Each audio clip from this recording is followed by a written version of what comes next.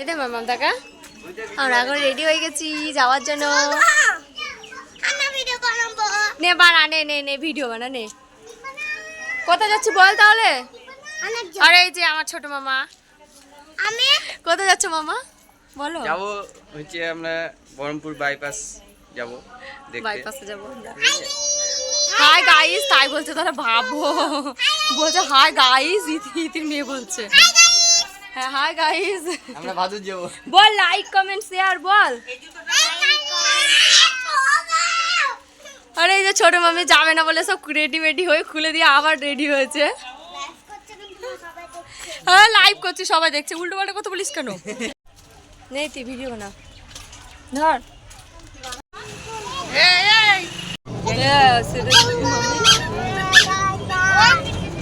দেখো আমরা এখন টোটোর মধ্যে চেপে গেছি। এই যে পরে কথা দিলেও তো হয় তাই না? হ্যাঁ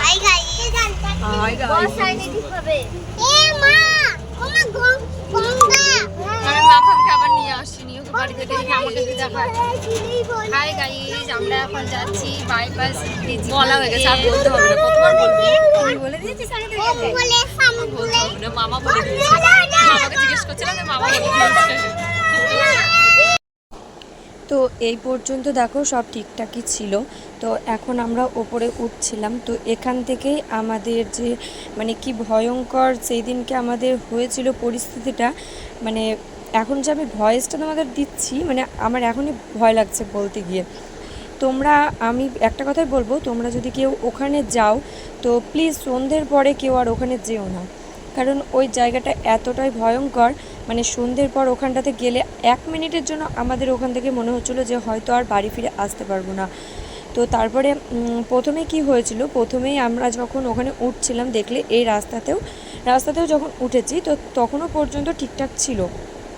তো তারপরে যখন আমরা ব্রিজের নিচে নামছিলাম তো সেই টাইমে আমি পড়ে গিয়ে আমার পায়ে মানে ছালটা উঠে গেছিলো, পায়ের নখের ওপরে ছাল উঠে গেছিলো।